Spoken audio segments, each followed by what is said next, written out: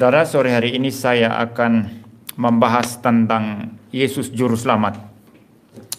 Karena adanya kontroversi akhir-akhir ini dari pendeta Erastus Sabdono, seorang pendeta besar dan punya banyak pengikut, yang mengatakan Yesus itu bukan Juru Selamat, Yesus itu bukan gembala, Yesus itu bukan terang, tetapi Bapa yang adalah terang, Yahweh. Ya, jadi menurut dia Yesus bukan Yahweh.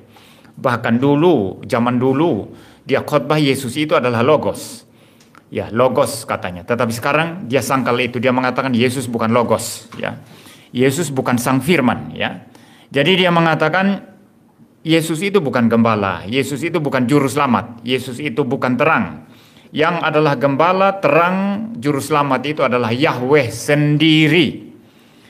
Nah, saudara, walaupun dia mengatakan bahwa Yesus adalah Juru Selamat dalam tanda kutip, ya, dia katakan yang melaksanakan keselamatan dari Bapa, sehingga Yesus di situ Juru Selamat, tapi maksudnya Juru Selamat kecil, Juru Selamat minor. Ya, ini sudah sangat cocok dengan ajarannya tentang Bapa adalah Allah mayor, Allah besarnya mayor, dan Yesus Allah kecil katanya. Dan ini pengajaran sesat, saudara, ya. Nah, saudara-saudara, hari ini saya ingin secara khusus fokus kepada Tuhan Yesus sebagai Juru Selamat. Bukan Juru Selamat kecil, tetapi Juru Selamat sesungguh-sungguhnya. Juru Selamat sejati. Tanpa Yesus Kristus kita tidak mungkin selamat. Dan ada banyak bagian Alkitab yang kita buka pada hari ini, saudara. Semoga saya dapat menyelesaikan seluruh penjelasan saya berdasarkan teks-teks Alkitab yang saya sudah sediakan. Nah, saudara, yang pertama-tama kita melihat bahwa di bagian paling awal di dalam Alkitab sebetulnya itu sudah nyata rancangan keselamatan yang diberikan oleh Tuhan kepada kita, ya. Di bagian paling awal ketika manusia itu jatuh ke dalam dosa. Kalau saudara membuka Kejadian 3 ayat yang ke-15, di sana dikatakan, Aku akan mengadakan permusuhan antara engkau dan perempuan ini, antara keturunanmu dan keturunannya. Keturunannya akan meremukkan kepalamu dan engkau akan meremukkan tumitnya. Nah, ini adalah sesuatu firman yang keluar dari mulut Tuhan sendiri mengenai permusuhan antara keturunan Hawa dan keturunan ular. Keturunan ular itu bukan ular biasa, tetapi ular yang dipakai oleh setan. Dan sebetulnya keturunan ular yang dimaksud di sana itu adalah setan. Memang itu adalah ular benaran, ya, yang mencobai manusia itu ular benaran. Tapi ular yang dipakai setan sehingga ular itu bisa bersuara, bisa berbicara, ya saudara, ya. Jadi saudara jangan heran, kok ular bisa bicara, ya? Karena dipakai setan.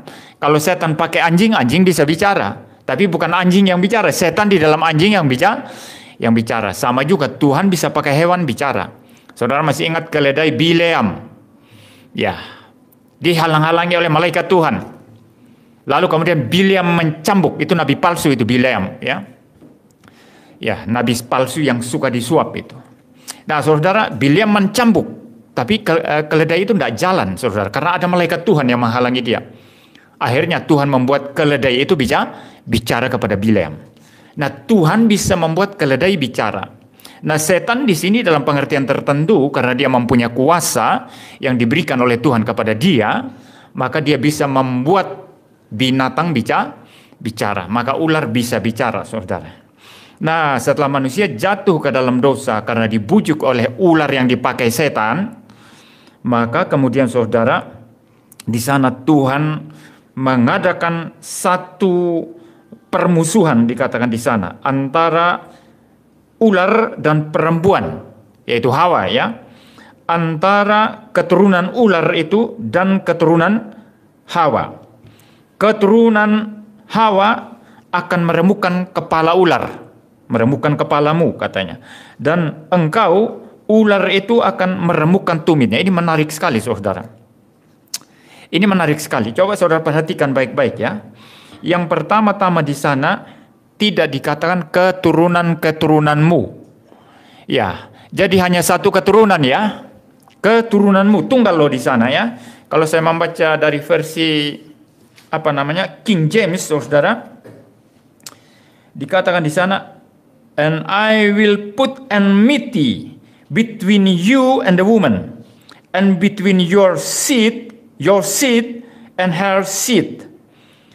He shall bruise your head, and you shall bruise his head. Jadi ini tunggal, saudara. Your seed and her seed. Ya. Jadi keturunanmu dan keturunannya. Itu fakta pertama ya. Jadi ini saudara tunggal. Keturunanmu, keturunannya. Bukan keturunan-keturunanmu atau keturunan-keturunannya. Lalu yang kedua saudara, keturunannya akan meremukkan kepalamu. Jadi keturunan yang tunggal itu. Seseorang keturunan Hawa akan meremukkan kepala ular. Lalu dikatakan dan engkau, tidak dikatakan di sana keturunanmu ya, tapi engkau, jadi ular itu. Dalam pengertian ini setan ya. Dan engkau setan akan meremukkan tumitnya. Nya ini siapa? Keturunan perempuan itu. Ini menarik bagi saya karena yang meremukkan tumit keturunan perempuan itu bukan keturunan ular, tapi ular itu sendiri. Jadi setan itu sendiri yang meremukkan keturunan perempuan tunggal tadi itu ya, keturunan. Nah, biasa ini disebut ayat ini sebagai proto-evangelium ya. Ya, proto-evangelium atau Injil yang paling dini di dalam Alkitab ya. Injil paling awal di dalam Alkitab mengenai bagaimana Tuhan merancang keselamatan bagi manusia yang sudah jatuh ke dalam dosa melalui dosa Adam dan Hawa di Taman Eden yang melawan perintah Tuhan. Jangan engkau memakan buah pengetahuan yang baik dan yang jahat, sebab pada hari engkau memakannya pastilah engkau mati. Tetapi Hawa menantang perintah Tuhan di bawah pengawasan Adam, dan mereka berdua memakan buah yang dilarang oleh Tuhan dan jatuh ke dalam dosa. Dan oleh karenanya saudara, dosa berarti keterpisahan daripada Tuhan Allah. Dosa berarti maut. Dosa berarti kematian. Dosa berarti neraka. Semua orang telah berbuat dosa dan kehilangan kemuliaan Allah. Upah dosa ialah maut. Nah, maka saudara, oleh karenanya di bagian paling awal ini, di sana Tuhan merancangkan satu pertempuran, satu permusuhan antara keturunan Hawa dengan keturunan ular. Keturunan Hawa akan meremukkan kepala ular dan ular itu sendiri akan meremukkan tumit daripada Hawa. Nah, ini adalah sesuatu pra-Injil ya, Injil mula-mula yang dinyatakan kepada kita di dalam Alkitab, di mana nanti Tuhan di dalam sejarah keselamatan, sejarah penyelamatannya, Dia kemudian bekerja berurusan dengan orang-orang tertentu, dengan bangsa tertentu, yang akhirnya menurunkan satu orang itu, yaitu satu keturunan, yaitu Mesias, saudara. Satu keturunan yaitu Mesias. Ya. Nah, kalau saudara membandingkan dengan kisah mengenai Abraham, kalau kita lihat itu dari terang perjanjian baru, kita melihat misalnya dalam Galatia ya, saya akan membuka sekarang kitab Galatia.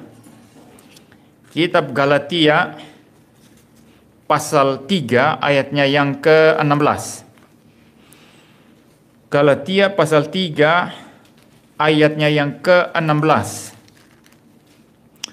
Lalu nanti ayat 19 dan 20. Dikatakan di sana, adapun kepada Abraham diucapkan segala janji itu dan kepada keturunannya, tidak dikatakan kepada keturunan-keturunannya, seolah-olah dimaksud banyak orang, tetapi hanya satu orang, dan kepada keturunanmu, yaitu Kristus. Saya lanjut ayatnya yang ke 17-18 ya, biar lebih jelas. Maksudku ialah janji yang sebelumnya telah disahkan Allah, tidak dapat dibatalkan oleh hukum Taurat, yang baru terbit 430 tahun kemudian, sehingga janji itu hilang kekuatannya. Sebab jikalau apa yang ditentukan Allah berasal dari hukum Taurat, ia tidak berasal dari janji, tetapi justru oleh janjilah Allah telah menganugerahkan kasih karunia-Nya kepada Abraham. Kalau demikian, apakah maksudnya hukum Taurat ia ditambahkan oleh karena pelanggaran-pelanggaran sampai datang keturunan, perhatikan, tunggal ya, keturunan yang dimaksud oleh janji itu, dan ia disampaikan dengan perantaraan malaikat-malaikat ke dalam tangan seorang pengantara. Ayat 20, seorang pengantara, perhatikan, bukan pengantara-pengantara, tapi seorang pengantara, bukan hanya mewakili satu orang saja, sedangkan Allah adalah satu. Jadi perhatikan baik-baik apa yang saya mau angkat di sini, saudara. Ini konsisten sekali ketika Tuhan berjanji, ya, ketika Tuhan berbicara kepada Hawa di Taman Eden dengan ular itu, aku akan mengadakan permusuhan. Di situ konsisten Tuhan berkata keturunanmu, keturunannya. Jadi ada keturunan perempuan, ada keturunan ular. Keturunan perempuan akan meremukkan kepala ular, dan ular akan meremukkan tumit daripada keturunan perempuan. Tunggal ya. Dan secara konsisten apa yang dikatakan firman Tuhan dalam Kejadian itu juga berlaku ketika Tuhan berjanji kepada Abraham. Keturunanmu, saya langsung ambil dari Galatia tadi, saudara, karena di situ Paulus memberikan interpretasi penafsiran yang paling tepat mengenai siapa keturunan Abraham. Ya, anak tunggal Abraham, Ishak. Ishak itu diperintahkan Tuhan untuk dikorbankan, tetapi Tuhan kemudian menggantinya dengan domba. Ya, Tuhan menggantinya dengan domba. Nah, saudara, Ishak ini adalah tipe dari Kristus yang akan dikorbankan, anak tunggal. Ishak adalah anak tunggal Abraham karena istri sahnya adalah Sarah, bukan Hagar. Jadi Ismail bukan termasuk yang mewarisi perjanjian. Ya, maka disebut anak tunggal karena yang diperhitungkan anak dari Sarah, istrinya yang sah, bukan selir, bukan gundik. Ya. Nah, maka saudara, kalau saudara memperhatikan di sana, ya, Ishak itu anak tunggal daripada Abraham, menjadi tipe daripada Kristus yang akan datang, yang adalah anak tunggal Bapa yang diutus ke dalam dunia. Karena begitu besar kasih Allah akan dunia ini, sehingga ia mengaruniakan anaknya yang tunggal, supaya setiap orang yang percaya kepadanya tidak binasa, melainkan beroleh hidup yang kekal. Sangat clear sekali ayat ini. Jadi saudara lihat konsistensi ya. Kalau baca Alkitab itu jangan ikut cara pendeta Erastus itu. Comot-comotlah ditafsir sendiri. Melihat Yesus hanya sebagai manusia sempurna yang dituntun Allah Bapa kemudian menjadi juru selamat sukses. Ini cocok dengan pengajarannya mengenai corpus delicti. Supaya ada manusia sempurna tidak jatuh untuk membuktikan setan bersalah, katanya. Saya tidak bahas corpus delicti hari ini, saudara.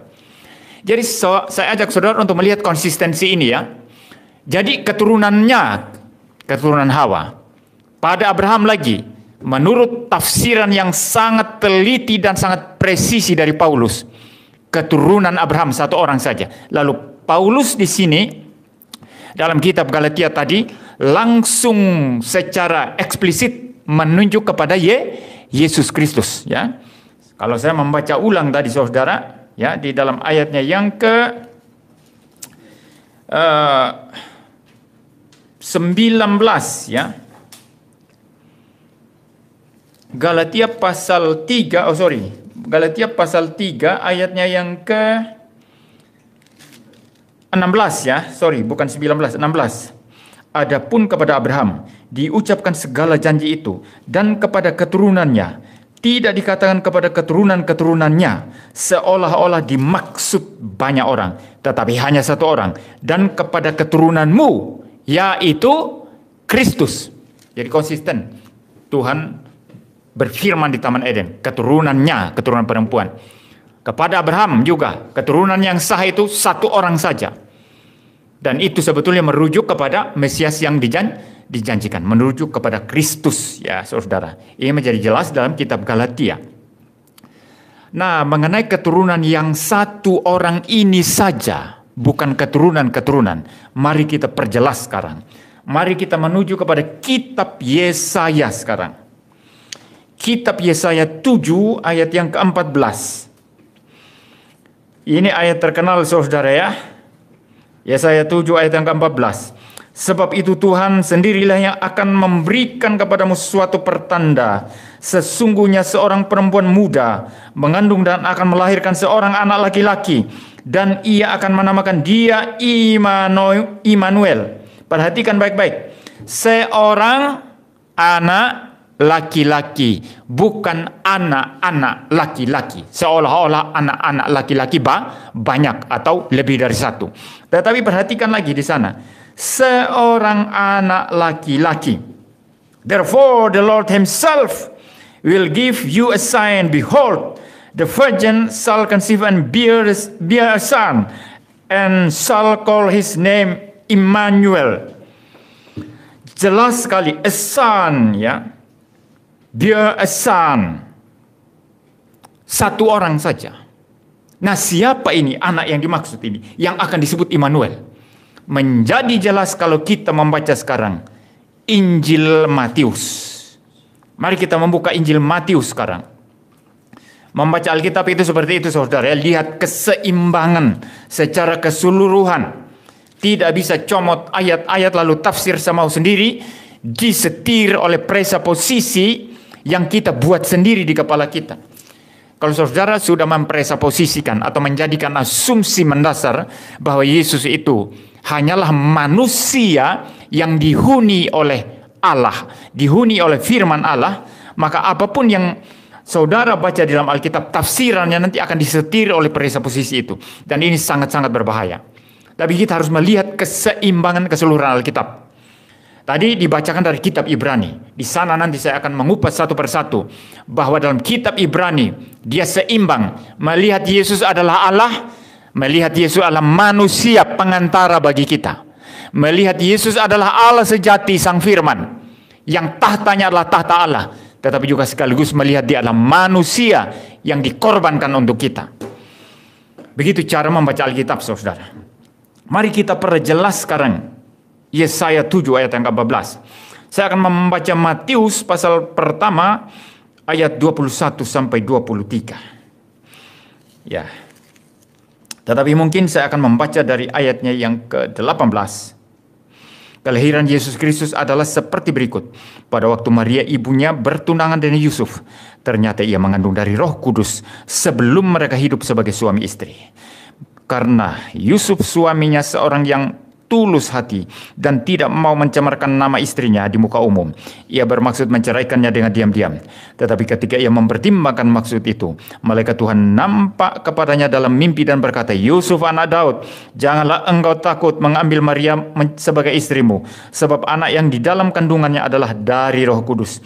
Ia akan melahirkan anak laki-laki, dan engkau akan menamakan dia Yesus, karena dialah yang akan menyelamatkan umatnya dari dosa mereka. Hal itu terjadi supaya genaplah yang difirmankan Tuhan oleh Nabi. Sesungguhnya anak darah itu akan mengandung dan melahirkan seorang anak laki-laki.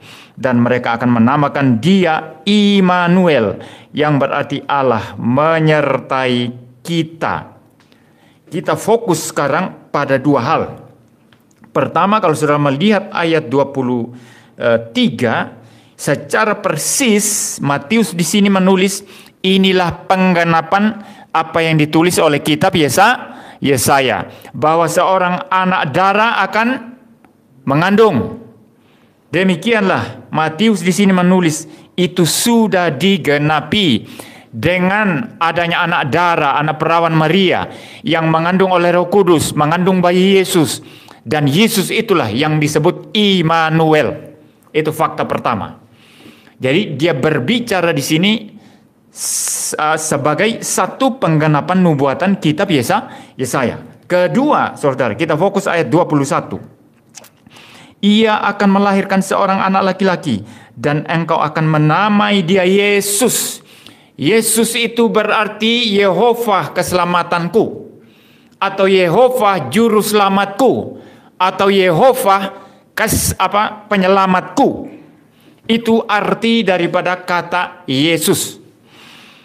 Ya, dan engkau akan menamakan dia Yesus, karena dialah yang akan menyelamatkan umatnya dari dosa mereka. Perhatikan baik-baik.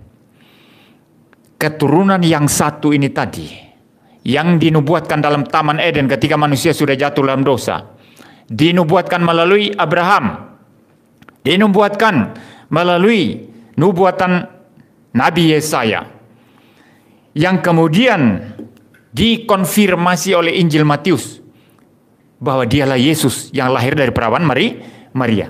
Nah, Yesus ini saudara yang lahir melalui perawan Maria disebut apa? Saya membaca ulang ayat 21. Ia akan melahirkan anak laki-laki, dan engkau akan menamakan dia Yesus, karena dialah, yaitu anak laki-laki itu ya. Karena dialah. Di sini tidak dikatakan karena Bapa lah atau karena Yahweh lah, enggak. Tapi karena anak laki-laki yang namanya Yesus, clear di sana. Karena dialah, yaitu Yesus itu, anak laki-laki itu, yang akan menyelamatkan umatnya. Umat siapa di sini? Ya, enggak, maksudnya umat siapa ini? His people, ya. He will save his people. Dia ini siapa? Yesus. Umatnya ini umatnya siapa? Umat Yesus. Ya, perhatikan baik-baik. Karena dialah yang akan menyelamatkan umatnya. Karena Yesuslah yang akan menyelamatkan umatnya, yaitu umat Yesus sendiri, dari dosa mereka. And she will bring forth a son, and you shall call his name Jesus, for he will save his people. Umatnya siapa? Umatnya Yesus di situ, saudara. Tidak ada dikatakan di sana melalui Yesus, ya, atau saya baca ya, kalau saya ganti menurut tafsiran Erastus di sana ya, saudara ya. Ia akan melahirkan anak laki-laki, dan engkau akan menamakan dia Yesus, karena, perhatikan, Yahweh lah atau Bapa lah yang menyelamatkan umat Bapa dari dosa mereka. Ini menjadi kacau tafsirannya, saudara. Sedangkan yang jelas di sana yang disebutkan adalah Yesus itu anak laki-laki itu. Ya, dan karena dialah Yesus atau anak laki-laki yang lahir dari perawan itu, yang akan menyelamatkan umatnya. Umatnya siapa ini? Umatnya Yesus dari dosa mereka. Sangat clear di situ. Siapa di situ juru selamat? Yesus. Siapa yang menyelamatkan umatnya dari dosa? Yesus. Umatnya siapa? Umatnya Yesus. Sangat-sangat clear, saudara. Tetapi ini tidak berarti bahwa Bapa bukan juru selamat. Ya, bahwa Allah Tritunggal bukan juru selamat. Nanti saya akan memberi penjelasan, saudara. Ya, akan memberi penjelasan teologis di bagian akhir ya. Nah, sekarang kita melihat dulu bagian-bagian ini ya. Nah, kita membuka lagi sekarang satu ayat. Ya, di dalam Lukas 2 ayatnya yang ke-11. Lukas 2 ayat yang ke-11. Di sana dikatakan, hari ini telah lahir bagimu juru selamat, yaitu Kristus, Tuhan di kota Daud. Nah, kalau menurut tafsiran Erastus ini ya memang Yesus juru selamat. Tetapi Bapalah yang menjadikan Yesus juru selamat, yang bekerja ya di dalam Yesus. Jadi juru selamat sesungguhnya adalah Bapa, Yesus hanya pelaksana saja. Jadi semacamnya Yesus di sini adalah juru selamat minor ya. Tapi kalau saudara membaca dengan teliti ayat ini sebetulnya memang secara genuine, secara sungguh-sungguh, secara jujur memaksudkan bahwa juru selamat itu adalah siapa? Kristus itu, saudara ya. Saya akan membaca ulang ya. Injil Lukas pasal 2 ayat yang ke-11. Hari ini telah lahir bagimu. Siapa yang lahir itu? Juru selamat. Yaitu siapa juru selamat itu? Kristus. Kristus itu siapa? Dia disebut Tuhan. di kota Daud. Kristus itu adalah siapa? Tuhan. Lengkap sekali di sana, saudara. Jadi kalau dikatakan Yesus hanya manusia sempurna yang sukses jadi juru selamat, tapi Alkitab berkata itu Tuhan di sana. Ada banyak perdebatan ya mengatakan kalau Tuhan di dalam bahasa Yunani nggak mesti berarti Tuhan. Ya karena istilah kurios ya di dalam bahasa Yunani itu bisa dua pengertian. Yang pertama bisa Tuhan, kedua bisa Tuan ya. Sama dengan bahasa Jawa Gusti, Gusti itu bisa artinya Tuhan, bisa artinya Tuan. Ya.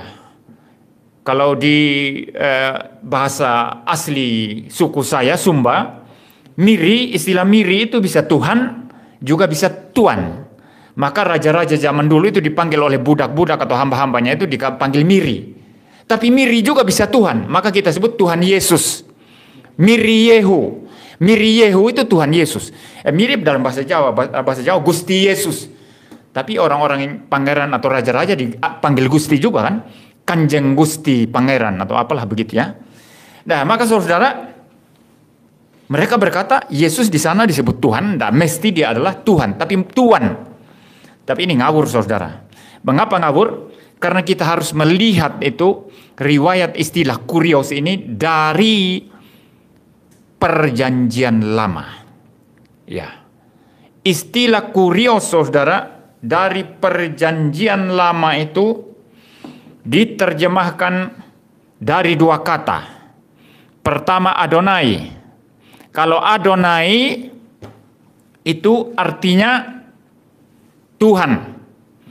Kedua istilah YHWH. YHWH itu juga Tuhan. Kalau terjemahan Indonesia. Sama dalam bahasa Yunani juga kurios. Sedangkan Elohim dan sejenis itu diterjemahkan sebagai Theos dalam bahasa Yunani, saudara. Jadi ketika bahasa Yunani dipakai oleh Alkitab, itu tidak bisa ujuk-ujuk dipakai lalu diartikan sesuai konteks orang Yunani menggunakan itu, saudara. Nggak bisa. Misalnya ya, orang Jawa menggunakan istilah Gusti Yesus. Lalu ujuk-ujuk kita pakai ini konteks Jawa loh. Gusti Yesus artinya Tuan Yesus, bukan Tuhan Yesus. Itu ngawur. Harus ambil dari konteks Alkitab. Karena Alkitab berkata Tuhan, bukan Tuan. Saudara paham ya? Jadi saudara, di sana sangat-sangat clear ya, sangat-sangat lengkap di sana bagimu juru selamat. Siapa juru selamat? Yesus itu, anak yang lahir dari perawan itu, yang dinubuatkan Yesaya, yaitu keturunan perempuan, yang dikatakan dalam Kejadian 3 ayat 15, yaitu yang lahir dari anak darah yang disebut Immanuel, yang dinubuatkan oleh Yesaya, yang dikatakan oleh Paulus, keturunan Abraham satu orang saja, yaitu Kristus. Dialah ini juru selamat, saudara. Ya, juru selamat yaitu Kristus Tuhan di kota Daud. Ya. Jadi saudara sangat jelas di sana. Ya, penafsiran apapun yang mengatakan dia adalah juru selamat lebih rendah atau juru selamat kecil ya, karena juru selamat utama adalah Allah Bapa, itu adalah melawan apa yang dikatakan oleh kitab suci, dan itu bertentangan dengan order daripada Allah Tritunggal. Bagaimana Allah Tritunggal bekerja, sebagaimana saya sudah sering-sering tegaskan, Allah Bapa selalu bekerja melalui anak. Anak bukan manusia saja, tidak, tapi Sang Logos yang sehakikat sederajat dengan Bapa. Dan apa yang dikerjakan Bapa melalui Logos itu selalu terjadi melalui kuasa Allah Roh Kudus. Ya, out of the Father, through the Son, and in the Holy Spirit. Segala sesuatu berasal dari Allah Bapa melalui Allah Anak yaitu Logos, dan dijadikan di dalam kuasa Allah Roh Kudus pribadi ketiga, Allah Tritunggal. Selalu seperti itu. Nanti saya akan jelaskan ini di bagian akhir, saudara ya. Jadi sudah cukup jelas ya teks-teks yang kita buka ini, dan kalau saya membuka dengan lebih utuh dan lengkap, sebetulnya kita tidak ada waktu, saudara ya. Ini saja saya sudah bicara berapa lama ini, saudara ya. Jadi kita sekarang mencoba maju sekarang, saudara. mengenai juru selamat.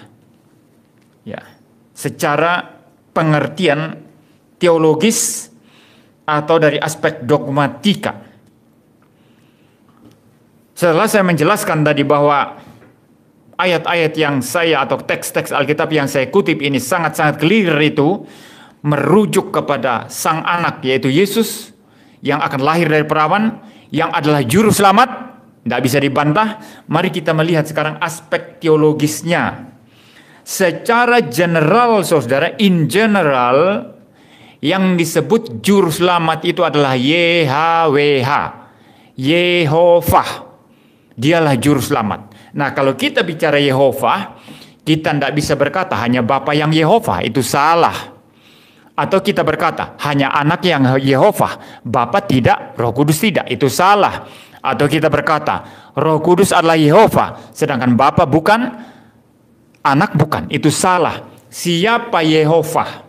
Yehovah itu adalah Allah Tritunggal, Allah yang sudah dalam kekekalan, dari kekal sampai kekal, tinggal berdiam bersama firman-Nya yang kekal, berdiam bersama Roh-Nya yang kekal, yaitu Roh Kudus. Ketiganya satu hakikat, tapi dibedakan dengan jelas oleh Alkitab, saudara. Dari bagian paling mula dalam kitab Kejadian, pembedaan ketiga pribadi ini sudah sangat kelihatan sekali. Pada mulanya Allah menciptakan langit dan bumi, merujuk kepada Allah Bapa. Itu sebabnya pengakuan iman rasuli kita yang kita ucapkan setiap minggu berkata apa? Aku percaya kepada Allah Bapa yang Maha Kuasa, Khalik atau pencipta langit dan bumi. Jadi kalau saudara memperhatikan di situ, sangat-sangat clear sekali. Pada mulanya Allah menciptakan langit dan bumi. Bumi belum berbentuk dan kosong, Roh Allah melayang-layang di atas permukaan air. Di situ Roh Kudus, Roh Allah disebut. Kalau saudara membaca dalam Alkitab, Roh Allah, Roh Tuhan, Roh Kristus, penghibur, itu Roh Kudus, saudara. Roh Allah melayang-layang. Lalu di ayat ketiga muncul firman di sana. Berfirmanlah Allah untuk menyatakan satu fakta bahwa Allah Bapa mencipta wajib melalui firman. Tanpa firman, Allah Bapa tidak bisa mencipta. Tahu dari mana? Nanti saya akan menjelaskan ini, saudara. Jadi saya kembali lagi, saudara. Siapa YHWH? YHWH itu adalah Allah Tritunggal, saudara. Mari kita membaca sekarang Yesaya 43 ayat yang ke-11. Yesaya 43 ya, ayat yang ke-11. Saya akan membuka dulu, saudara. Saya selalu pakai Alkitab jadul ya. Kalau orang lain pakai tablet atau langsung bawa laptop atau tinggal gini-gini ya. Saya lebih tetap merasa nyaman pakai Alkitab kertas, saudara. Yesaya 43 ayat yang ke-11. Di sana dikatakan, akulah Tuhan, dan tidak ada juru selamat selain daripadaku. Tuhan di sana, kalau saudara memperhatikan dalam LAI atau Lembaga Alkitab Indonesia, Alkitab kita, dikatakan TUHAN, huruf besar semua ya. Itu terjemahan dari istilah YHWH. I am that I am. Ehye aser ehye. Akulah aku. Aku adalah aku. Ketika Tuhan menyatakan namanya kepada Musa di taman di Gunung Muria ya, ketika Gunung Muria atau Gunung Horeb ya, ketika dia melihat semak belukar yang menyala, tetapi semak belukar itu tidak terbakar, saudara. Nah, di sana dikatakan akulah Tuhan, akulah Yehovah, dan tidak ada juru selamat selain daripadaku. Ya, I am the Lord, and besides me there is no savior. Tidak ada juru selamat. Nah, maka berdasarkan ayat ini, Pendeta Erastus Sabdono mengatakan, saudara, di sini dikatakan dengan jelas bahwa juru selamat itu Bapa Yahweh, katanya. Bukan Yesus. Yesus hanya pelaksana. Juru selamat Yahweh di sini. Jadi di situ dia mengeluarkan Yesus dari Yahweh. Saudara paham ya? Ya, maka saudara ini ngawur sekali. Ini tafsiran yang sangat ngawur sekali saudara. Karena nama Yahweh itu saudara adalah nama diri Allah Tritunggal. Yahweh, YHWH. Tahu dari mana itu saudara? Saya sudah membahas ketika membahas doktrin Tritunggal. Ya, kita tidak ada waktu untuk membuka teksnya sekarang, tetapi saya akan menjelaskan. Waktu Gideon bertemu dengan malaikat Tuhan. Perhatikan, kalau saudara membuka di kitab Hakim-Hakim mengenai kisah Gideon, diangkat jadi hakim oleh Tuhan untuk membebaskan mereka dari penindasan Filistin. Di sana dikatakan Gideon bertemu dengan malaikat Tuhan. M-nya huruf besar, malaikat, M-nya itu huruf besar, malaikat Tuhan, Tuhan itu huruf besar semua. Itu adalah malaikatnya Yehova, Angel Theophany, malaikatnya Yehova, penampakan Tuhan Allah Yehova dalam rupa malaikat. Nah, yang jadi malaikat Yehova ini saudara, itu selalu sang logos, sang firman. Selalu sang firman. Tahu dari mana saudara? Yohanes 1 ayat 18. Saya selalu mengutip ayat ini.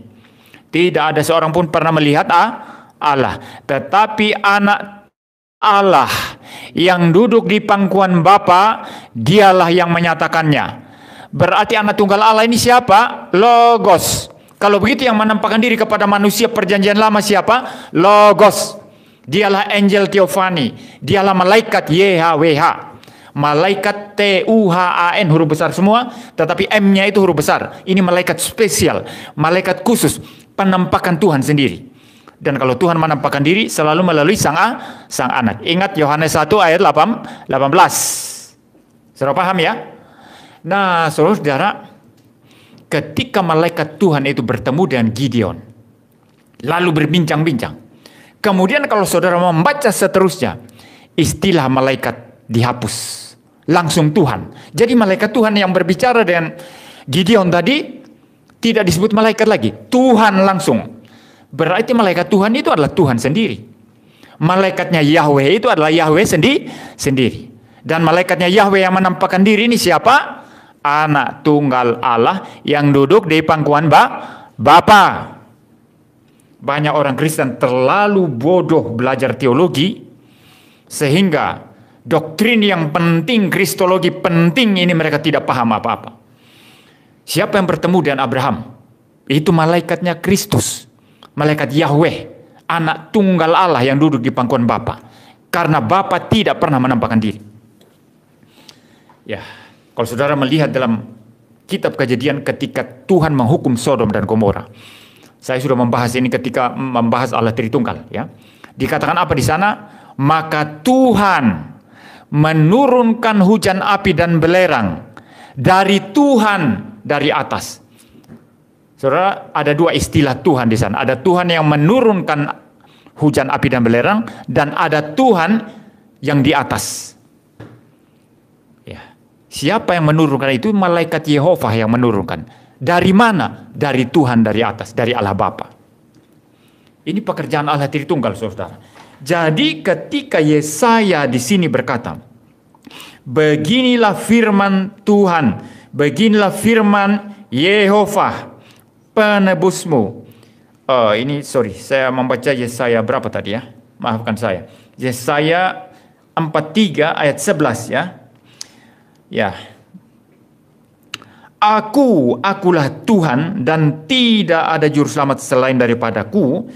Itu berarti Yehova itu adalah juru selamat. Yehova adalah juru selamat. Nah, saudara, kalau Yehova adalah juru selamat, apakah Bapa yang datang ke dalam dunia mengambil natur manusia lalu terkutuk di atas kayu salib? Bukan. Apakah itu Roh Kudus? YHWH, Roh Kudus yang datang ke dalam dunia Mengambil natur manusia, tergantung secara terkutuk di atas kayu salib? Bukan. Kita kembali lagi saudara ke Injil Yohanes. Mari kita membuka sekarang. Injil Yohanes. Injil Yohanes. Perlahan-lahan ya. Ini istilah Erastus Sabdono juga saudara. Saya juga mau perlahan-lahan mencekokkan doktrin yang benar ya, yang tidak terbantahkan, yang Masehi, yang evangelikal, yang reform, yang konservatif, yang ortodoks kepada saudara. Ini termasuk saudara yang menonton saya melalui live streaming juga. Biar kita memahami firman Tuhan dengan beres, supaya iman kita beres, hidup kita beres. Mari kita membuka sekarang Injil Yohanes pasal 1. Ini saya sudah persiapkan tadi saudara, agak ketelisut ya. Injil Yohanes pasal 1 ya. Dikatakan di sana, pada mulanya adalah firman. Firman itu bersama-sama dengan Allah dan firman itu adalah Allah. In the beginning was the Word, and the Word was with God, and the Word was God. Pada mulanya adalah firman. Firman itu bersama-sama dengan Allah. Dan firman itu adalah Allah. Perhatikan baik-baik, pada mulanya adalah firman. Firman itu bersama-sama dengan Allah. Firman itu dibedakan dari Allah sendiri. Jadi Allah bukan firman-Nya, firman-Nya bukan Allah itu sendiri. Allah siapa yang dimaksud di sana? Tentu itu Bapa. Bapa yang mempunyai firman secara kekal. Jadi pada mulanya adalah firman. Firman itu bersama-sama dengan Sang Bapa. Dan firman itu juga adalah Allah.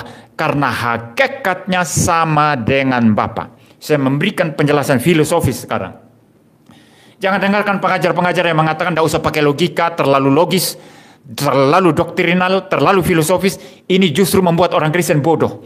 Iman Kristen rasional, masuk akal. Ya. Iman Kristen itu sangat-sangat rasional, sangat-sangat masuk akal. Itu setan yang mengatakan Alkitab tidak masuk akal, Alkitab itu tidak logis.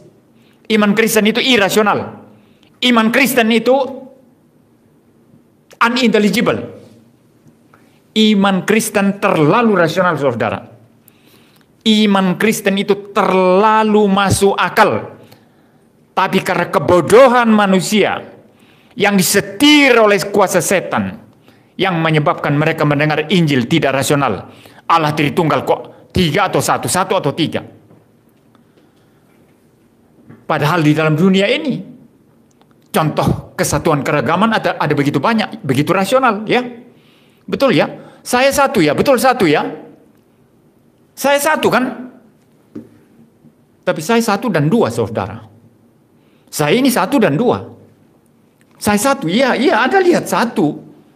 Tapi di dalam diri yang 1 ini ada jiwa, ada tubuh saudara. Tubuh saya bukan jiwa saya bukan tubuh saya. Saya tidak menggambarkan ini sebagai, tidak menjadikan ini analogi Tritunggal ya. Karena analogi apapun pasti salah. Karena manusia terbatas, ciptaan terbatas, Allah Tritunggal tidak terbatas. Tetapi saya mau menyampaikan satu prinsip yang orang anggap itu tidak logis. Prinsip satu dan banyak. Prinsip kesatuan kejamakan. Unity and diversity. Umum, ini rasional sekali. Saya satu pribadi. Tapi ada 2 natur. Atau 2 elemen. Ada jiwa yang tidak kelihatan, ada tubuh yang kelihatan. Saya berbicara karena saya punya jiwa di balik tubuh. Kalau saya tidak punya jiwa, saya hanya seonggok daging yang mati, yang tidak bisa ngomong, tidak bisa bicara apapun. Yang keluar dari mulut saya ini adalah ide di dalam pikiran saya. Tetapi pikiran saya kelihatan? Tidak kelihatan. Pikiran saya yang tidak kelihatan ini ya, mengeluarkan ide-ide. Dan ide-ide dalam pikiran saya dikeluarkan melalui mulut saya. Disuarakan oleh pita suara saya. Maka kata-kata ini adalah apa? Ide yang keluar. Ya. Ide yang keluar, itulah kata-kata saudara. Nah, maka saudara, kalau saudara melihat di dunia ini ada kesatuan keragaman, itu sangat rasional. Lalu mengapa Allah tidak bisa jadi 1 dan 3? 1 dalam substansi, 3 dalam pribadi. Bisa, kenapa? Ada kesatuan, ada keragaman, saudara. Yang justru irasional itu kalau percaya satu putul mutlak ya, hanya satu saja. Tidak boleh ada kejamakan. Itu justru irasional. Anda tidak pernah menemukan itu di dunia ini, di seluruh ciptaan Anda tidak pernah menemukan itu. Satu putul mutlak. Selalu semuanya itu selalu kesatuan dan keragaman, kesatuan dan keragaman, saudara. Dan ini sebetulnya prinsip Trinitas. Allah itu satu dan beragam pribadinya.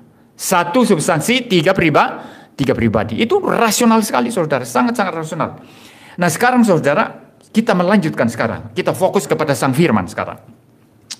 Saya sudah jelaskan tadi ya, pada mulai Allah Firman. Firman itu bersama-sama dengan Allah. Berarti Firman bukan Allah dalam pengertian ini Bapa bukan Firman. Tetapi Firman itu juga adalah Allah karena sehakikat, sesubstansi dengan Bapa.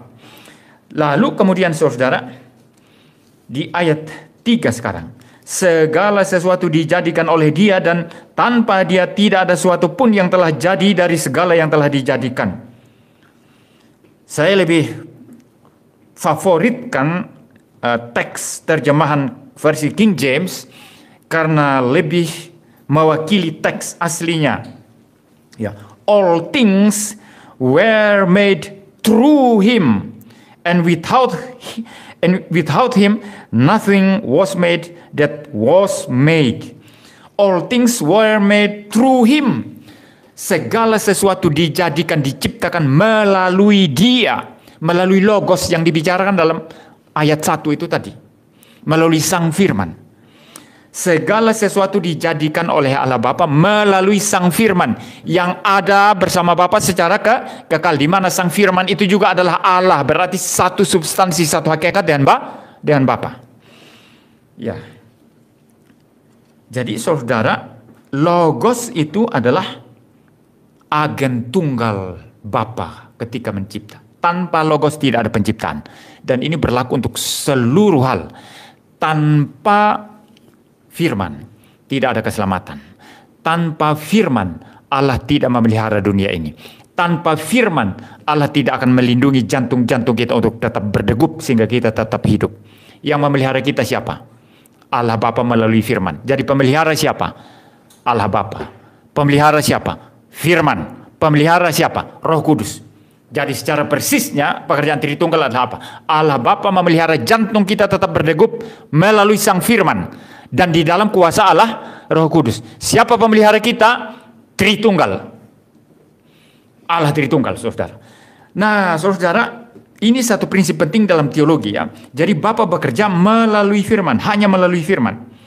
Ya, maka dikatakan di sana, kalau saya terjemahkan ke bahasa Indonesia versi yang New King James tadi ya, segala sesuatu dijadikan melalui Dia, melalui logos tadi. Dan tanpa logos tidak ada satupun yang jadi dari yang telah dijadikan. Ya. Nah, mengenai logos ini, saudara, logos yang sudah dibicarakan ini, di ayat yang ke-6 dibicarakan tentang utusan, yaitu Yohanes Pembaptis yang bersaksi tentang logos yang akan datang. Ya, saya membaca ayat yang ke-6. Datanglah seorang yang diutus Allah, namanya Yohanes Pembaptis, saudara. Ia datang sebagai saksi untuk memberi kesaksian tentang terang itu, supaya oleh Dia semua orang menjadi percaya. Jadi dikatakan, saudara, di ayat 5, ya, Sang Logos itu tadi, saudara, adalah terang. Ya, mungkin saya membaca ulang ya, tetapi saya tidak fokus penjelasan mengenai terang karena kita fokus mengenai Yesus juru selamat di sini, saudara ya. Saya membaca ayat 4 ya. Dalam Dia ada hidup dan hidup itu adalah terang manusia. Terang itu bercahaya di dalam kegelapan dan kegelapan itu tidak menguasainya. Jadi kalau saudara memperhatikan di sana, diutus seseorang yaitu Yohanes Pembaptis untuk menyaksikan tentang terang itu. Dan ketika utusan yang menyaksikan terang itu sudah datang, ya berarti yang paling penting, yang paling utama bukan yang bersaksi tentang terang itu, tetapi sang terang itu sendiri. Itulah yang dinyatakan dalam ayat yang ke-14. Firman itu telah menjadi manusia dan diam di antara kita, dan kita telah melihat kemuliaannya, yaitu kemuliaan yang diberikan kepadanya sebagai anak tunggal Bapa, penuh kasih karunia dan kebenaran. Firman itu telah menjadi manusia. Saudara perhatikan, yang menjadi manusia siapa? Firman, logos. Dikatakan menjadi manusia. Dalam bahasa aslinya itu egeneto, itu sama, itu istilah menjadi ya. Egeneto itu sama dengan kata yang digunakan untuk Yohanes ya. Di ayat yang ke-6 tadi ya dikatakan datanglah seorang yang diutus Allah ya. Istilah datanglah seorang ya, datanglah itu egeneto sama. Ya, tetapi kenapa terjemahannya berbeda, saudara? Dan ini juga kelihatannya dijadikan alasan oleh Erasmus sehingga mengatakan tidak mungkin firman itu menjadi manusia. Karena kalau Anda membandingkan di ayat yang ke-6, untuk Yohanes pun dikatakan istilah egeneto, saudara. Tetapi istilah egeneto itu, saudara, itu sebetulnya merujuk kepada satu fakta bahwa sesuatu menjadi sesuatu yang lain.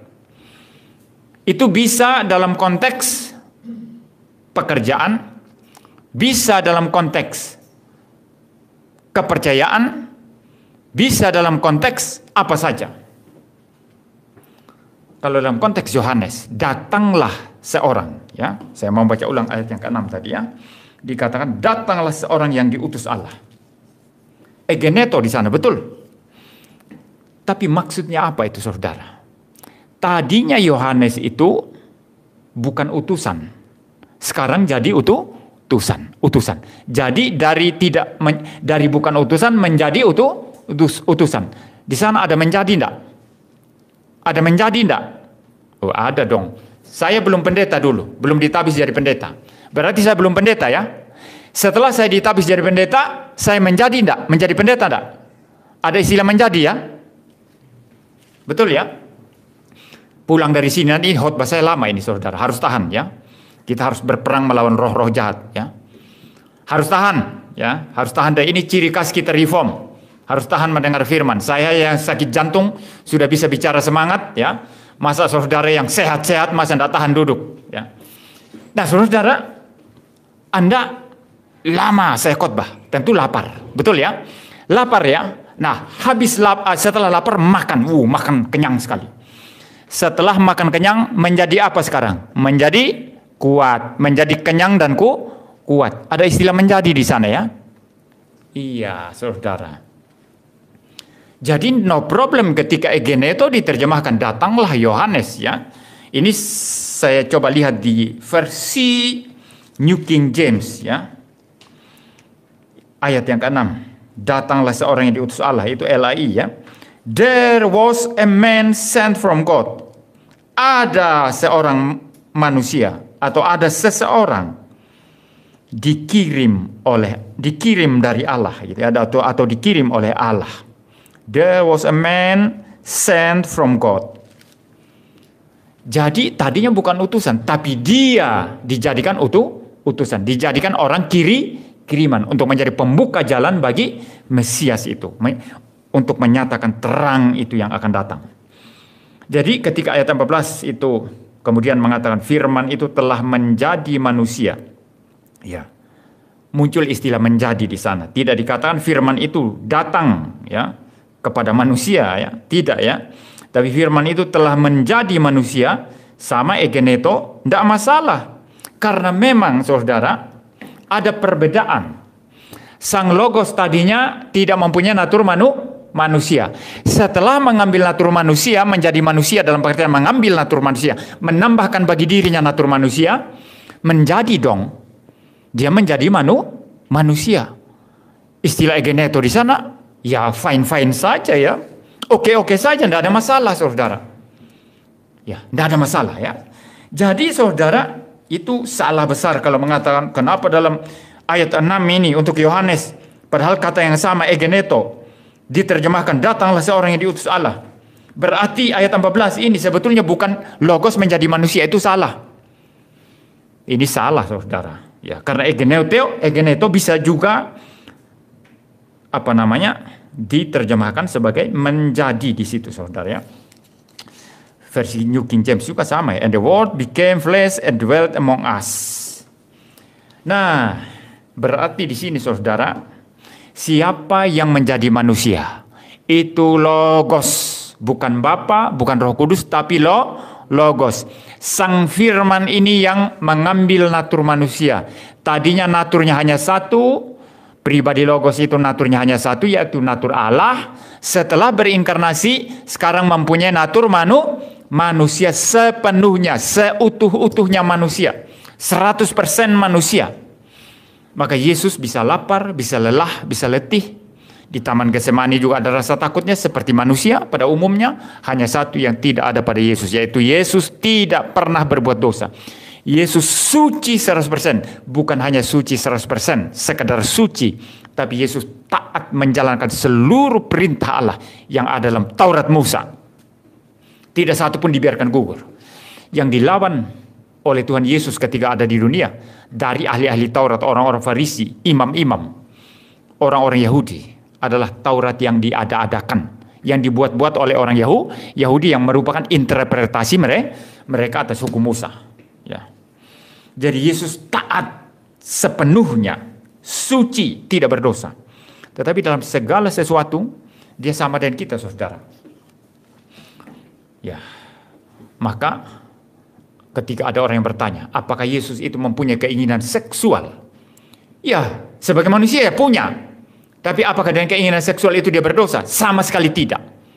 Kita memandang seks ini dari perspektif yang sudah jatuh dalam dosa, saudara. Ya, seks itu diciptakan Tuhan setelah jatuh dalam dosa atau sebelum jatuh dalam dosa? Ini saya mau tanya. Seks diciptakan Tuhan sebelum jatuh dalam dosa atau sesudah jatuh dalam dosa? Sebelum jatuh dalam dosa. Seks itu sakral adanya, suci adanya. Dan ini menjadi sarana pertama untuk prokreasi, beranak cucu dan bertambah banyak, kata firman Allah. Penuhi bumi, taklukkan bumi, berkuasa. Perlu seks, perlu pernikahan. Dan seks yang kudus dan suci itu dalam koridor pernikahan. Tidak boleh di luar pernikahan. Hanya oleh seorang laki-laki dan perempuan. Tidak boleh poliandri, banyak suami atau banyak istri. Itu menjadi najis dan tidak suci. Alkitab ini sangat sakral menyampaikan segala sesuatu, saudara. Ya.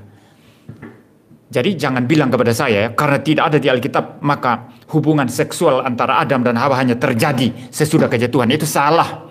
Alkitab tidak bicara tentang itu. Tapi seks jelas ada sebelum jatuh dalam dosa. Jelas itu ada. Ya. Maka Yesus punya potensi seksual. Tetapi apakah dia berdosa? Tidak sama sekali. Dia suci adanya. Maka seluruh apa yang menjadi kelemahan manusia, ya, Yesus itu mengalami semua, tetapi dia lulus dan tidak berdosa sedikit pun. Ya, jadi jangan kira Yesus tidak mengalami pencobaan. Yesus dicobai oleh setan dalam seluruh aspek kehidupannya sebagai manusia, tetapi satu pun dia tidak jatuh dalam dosa. Ya jelas, saudara, ya. Nah, berkenaan dengan aspek ini, saudara, mari kita melihat sekarang. Yesus Kristus dari aspek ilahi dan manusia, dan ini sangat-sangat indah digambarkan oleh kitab Ibrani. Tapi sebelumnya saya dalam bagian ini meringkaskan dulu. Kembali kepada poin kita tadi. Secara umum berarti siapa yang menjadi juru selamat? Siapakah juru selamat? Itu adalah Allah Yehova, YHWH.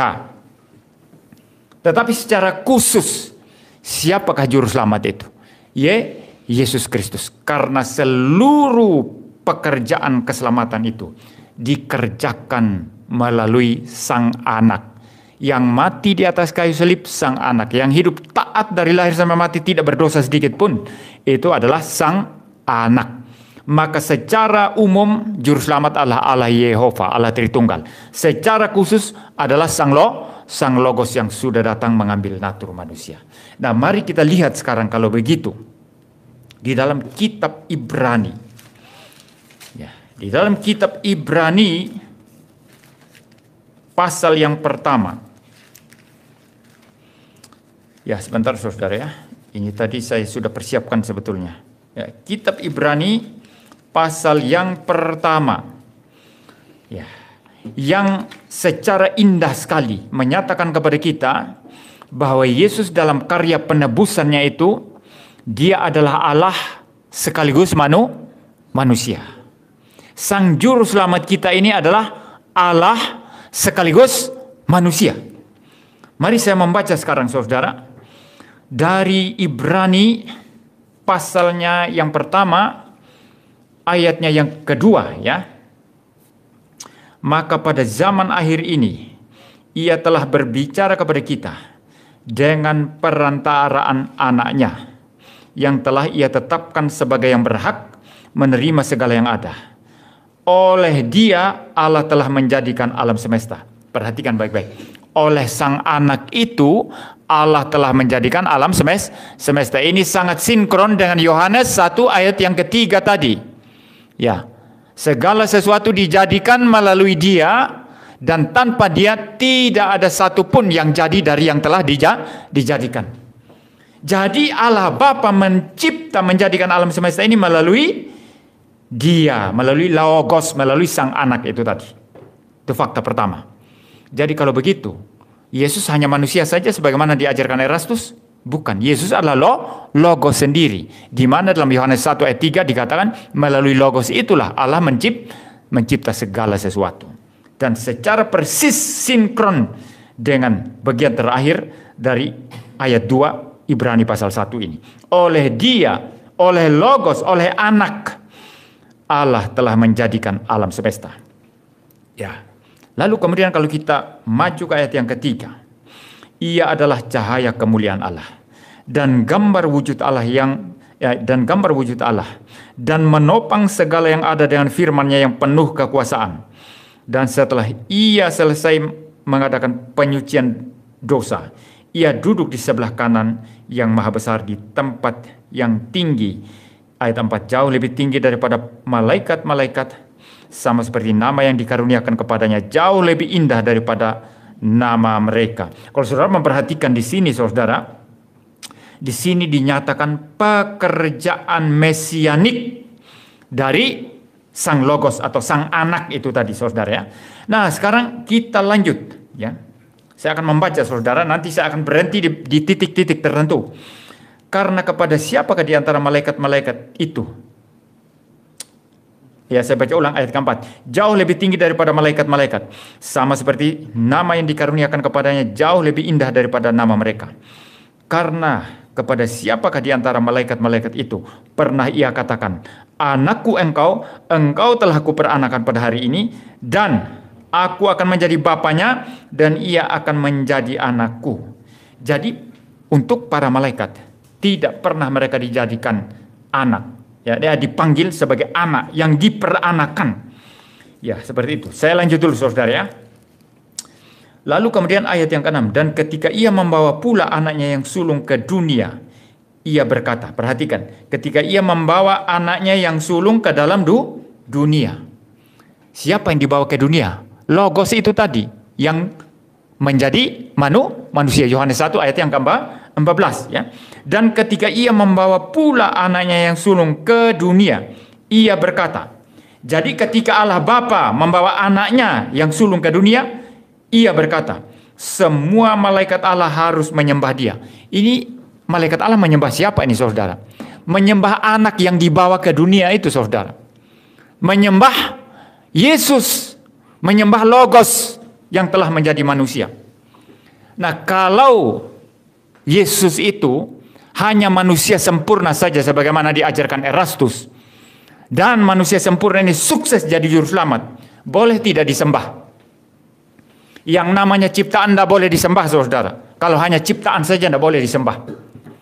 Kecuali sekaligus Yesus juga adalah sang Logos Allah itu sendiri, baru boleh disembah. Dan di sini Allah Bapa yang perintahkan. Perhatikan baik-baik. Ya. Dan ketika ia membawa pula anaknya yang sulung ke dunia ini, ia berkata, semua malaikat Allah harus menyembah dia. Semua malaikat Allah harus menyembah Yesus. Kalau Yesus hanya manusia sempurna sebagaimana diajarkan Erastus yang sukses, dituntun Bapa menjadi juru selamat. Boleh tidak disembah malaikat? Oh, saudara tidak berani jawab. Ya mungkin sudah selalu sering Kuan Im gini ya mungkin ya. Ya, atau patung-patung apa begitu ya. Jadi saudara tidak boleh saudara kecuali dia adalah Allah sendiri. Maka Yesus adalah Allah, maka Tuhan berkata, malaikat sembah dia. Ya, lalu saya baca terus saudara ya. Ini kombinasi saudara, kemanusiaan Yesus, karya mesianik Yesus, karya pengantaraan dia, sekaligus keilahiannya saudara. Dinyatakan di sini. Dan tentang ayat 7, dan tentang malaikat-malaikat ia berkata, yang membuat malaikat-malaikatnya menjadi badai dan pelayan-pelayannya menjadi nyala api. Ya. Oleh karena anak ini saudara, malaikat-malaikatnya menjadi badai dan pelayan-pelayannya menjadi nyala api. Tetapi tentang anak ia berkata, ya. Tentang anak ya, logos itu tadi. Yesus, tahtamu ya Allah tetap untuk seterusnya dan selamanya, dan tongkat kerajaanmu adalah tongkat kebenaran. Kalau saudara melirik ke kitab Mazmur saudara yang berbicara tentang ayat ini, dikatakan di sana tahtamu kepunyaan Allah begitu. Ya, terjemahan di dalam LAI kita. Saya tidak ada waktu untuk membuka itu saudara, tetapi dikatakan di sana tahtamu adalah kepunyaan Allah. Seolah-olah memang tahta itu adalah kepunyaan Allah dan diberikan kepada dia. Ya, seolah-olah ini seperti membenarkan, terjemahan ini membenarkan ajaran Erastus Sabdono saudara ya. Tetapi kalau dalam versi King James saudara, entah dalam versi Ibrani maupun dari yang diambil dari Mazmur, konsisten saudara. Saya membaca sekarang Ibrani 1 ayat yang ke-8 ini saudara dari versi King James ya. But to the Son he says, your throne, O God, is forever and ever. A scepter of righteousness is the scepter of your kingdom. Jadi ini saudara, tahtamu ya Allah. Ini untuk anak saudara. Ya, perhatikan baik-baik ya. Tentang, kalau saya kembali ke LAI, tentang anak ia berkata, tahtamu ya Allah. Jadi penulis Ibrani ini mengutip kitab Mazmur yang dalam versi LAI dikatakan tahtamu kepunyaan Allah, tetapi di kitab Ibrani ini saudara dikutip, kalau versi LAI juga langsung apa? Tahtamu ya Allah untuk seterusnya dan selamanya. Konsisten dengan terjemahan versi King James, baik versi Mazmur maupun Ibrani ini saudara. Langsung disebut tahtamu ya Allah. Jadi tahtanya Yesus itu, tahtanya anak yang diutus itu, tahtanya siapa? Tahta Allah sendiri. Saudara, saya mau tanya, malaikat boleh duduk enggak di tahta Allah? Enggak boleh. Manusia boleh duduk enggak di tahta Allah? Lalu tahta manusia boleh tidak selama-lamanya? Tahta siapa yang selama-lamanya? Tahta Allah, dan anak duduk di tahta Allah. Yesus duduk di tahta Allah karena dia adalah Allah. Dia adalah logos Allah, pribadi kedua Allah Tritunggal. Ya. Nah, saudara, saya lanjut sekarang. Ayat 8, engkau mencintai keadilan dan membenci kefasikan. Sebab itu Allahmu telah mengurapi engkau dan minyak sebagai tanda kesukaan melebihi teman-teman sekutu. Ini kembali berbicara konteks mesianik sang anak. Ya, engkau mencintai keadilan dan membenci kefasikan. Sebab itu Allahmu telah mengurapi engkau dengan minyak sebagai tanda kesukaan melebihi teman-teman sekutumu. Yesus sangat-sangat menjalankan kebenaran, kesucian, keadilan, dan seluruh hal yang menjadi kebajikan-kebajikan yang paling penting, ya, yang dituntut oleh Bapa kepadanya. Dan oleh karenanya dia diurapi, dikatakan Allahmu telah mengurapi engkau dan minyak sebagai tanda kesukaan melebihi teman-teman sekutumu. Dalam konteks kepengantaraan, dalam konteks mesianik, dalam konteks Yesus sebagai manusia yang datang ke dalam dunia ini menjalankan karya penebusannya, dia sukses tanpa cacat dan sangat menyukakan Allah Bapa. Dan dalam konteks sebagai utusan ini, Yesus berkata, Allahku Allahku. Dia memanggil Bapa sebagai Allahnya. Dalam konteks dia sebagai utusan, sebagai Mesias. Ya, saudara. Tetapi dari sisi keilahian Yesus, dia adalah Sang Firman yang selalu memanggil Bapa sebagai Bapanya. Kita memanggil Allah Bapa dalam konteks adopsi, diangkat menjadi anak-anak Allah. Tapi kalau Yesus dalam keilahiannya dia memanggil Allah itu sebagai Bapa, memang itu adalah hubungan ontologis dari sononya dalam Tritunggal, memang hubungan Bapa dan Anak. Hubungan antara Logos dengan Allah Bapa adalah hubungan relasi antara Bapa dan Anak. Ya, saya lanjutkan sekarang saudara ya. Dan pada mulanya ya Tuhan. Ini masih mengenai anak saudara ya. Masih mengenai anak, masih mengenai Logos, masih mengenai Yesus. Dan pada mulanya ya Tuhan, Engkau telah meletakkan dasar bumi dan langit adalah buatan tanganmu. Loh, berarti sang anak ini pencipta ya. Sang anak ini pencipta apa enggak? Pencipta, sangat clear di sana. Ini masih tentang anak saudara ya. Ya. Masih tentang anak, ayat 10. Dan berarti sambungan dari ayat 8 saudara. Ayat 8 dikatakan di sana, tetapi tentang anak ia berkata ya. Lalu kemudian ada ayat 9, lalu ayat 10 masih lanjutan. Dan pada mulanya ya Tuhan, Engkau telah meletakkan dasar bumi dan langit adalah buatan tanganmu.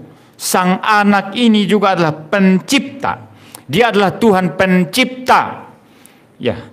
Nah, lalu kemudian saya membaca lanjutannya. Semuanya itu akan binasa, tetapi Engkau tetap ada. Dan semuanya itu akan menjadi usang seperti pakaian.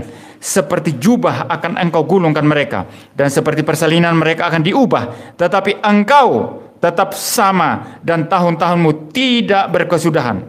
Sang anak itu tidak berubah. Yesus tidak berubah di situ saudara. Yang lain berubah. Ya, tetapi Engkau tetap ada. Itu hanya Allah saudara. Semua kita berubah, ciptaan berubah. Semua yang ada di dunia yang jahat, yang rusak akan dimusnahkan. Tetapi yang baik dan orang-orang tebusan akan diubah nanti semuanya. Kita akan berubah. Tapi Yesus tidak berubah. Maka kitab Ibrani yang sama ini yang mengatakan, dari kemarin, hari ini, sampai selama-lamanya, Yesus tidak berubah. Maka lagu Yesus tidak berubah harus dipahami dari ini saudara. Tapi kalau ke Pentakosta karismatik kita memahami Yesus tidak berubah itu apa? Tuhan Yesus tidak berubah. Artinya selalu memberi berkat kepada saya, dia tidak berubah. Selalu memberkati saya dan uang, kesehatan, kekayaan supaya saya kaya, saya anak raja. Bukan itu. Dia tidak berubah karena dia adalah Allah 100% yang sudah datang ke dalam dunia. Maka pembacaan yang teliti di Ibrani pasal 1 ini saja saudara, itu menggambarkan dengan jelas kealahan Yesus yang sehakikat sederajat dengan Allah Bapa. Dengan apa? Kemanusiaannya dalam tugas kepengantaraannya. Dalam tugas kepengantaraannya. Membaca Alkitab harus dari aspek ini saudara. Maka Yesus adalah apa? Juru selamat dalam pengertian partikular. Dalam pengertian khusus siapa juru selamat kita? Tuhan Yesus. Dialah yang datang untuk berkorban, hidup taat dari lahir sampai mati dan berkorban di atas kayu salib untuk kita. Dalam pengertian umum siapa juru selamat? Allah Tritunggal, YHWH. Dan ketika Allah Tritunggal mengerjakan keselamatan itu, Allah Bapa mengerjakan melalui Anak.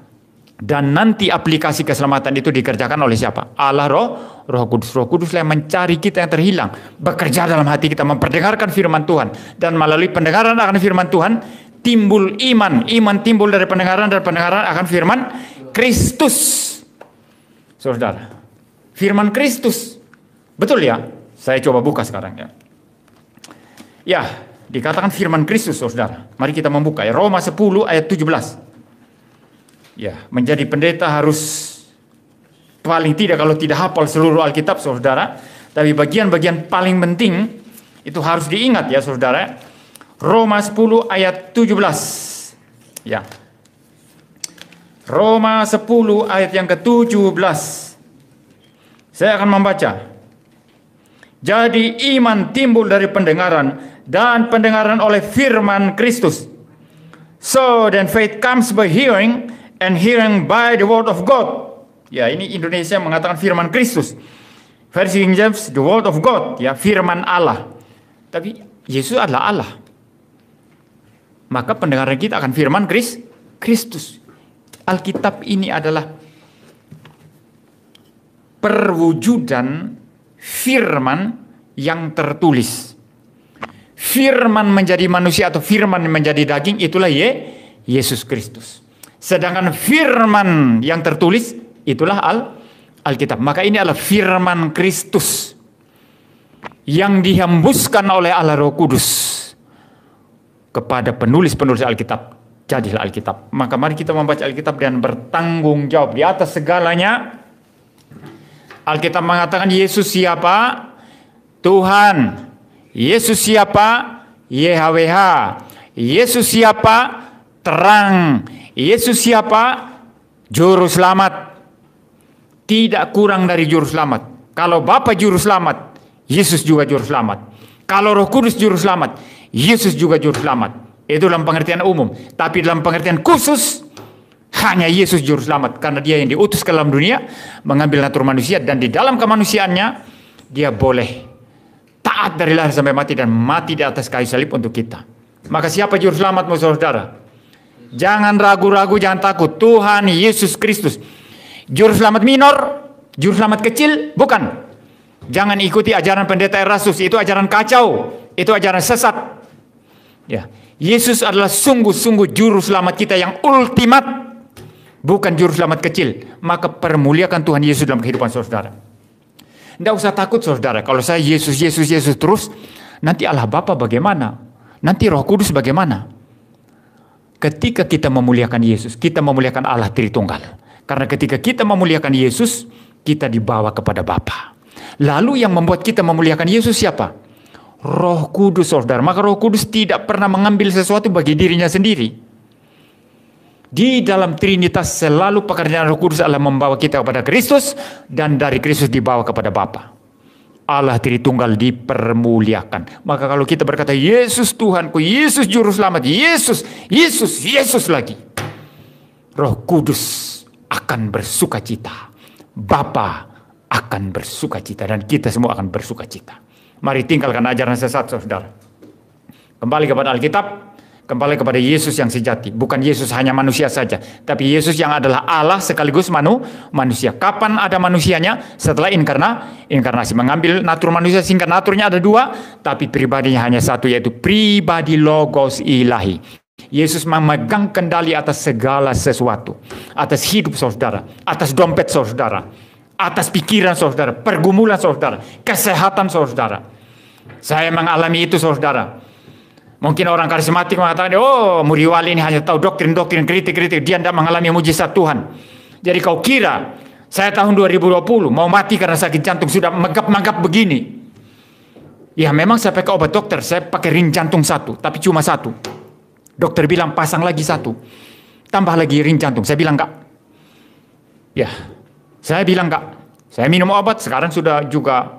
Kalau saya rasa perlu minum, baru minum. Kalau saya rasa tidak perlu, saya tidak minum. Itu pengencer darah, namanya clopidogrel. Tapi saudara lihat, saya bicara sekarang, kayak dulu, minum lagi. Itu kayak pastor yang tepuk-tepuk itu sindir saya kan. Ada orang yang kritik saya, tapi dia sendiri minum air tiap kali ngomong katanya. Sekarang enggak saudara, saya ini bicara 1 jam lebih saudara.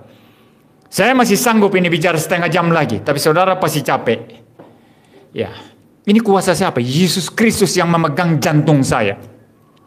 Yesus Kristus yang memegang jiwa saya. Yesus Kristus yang memegang hidup saya. Semua orang yang percaya Tuhan Yesus adalah Tuhan sejati, Juru Selamat sejati, Sang Logos, Sang Anak tunggal dari Bapa yang diutus ke dalam dunia, mempunyai sesuatu kekuasaan ketika mereka melayani.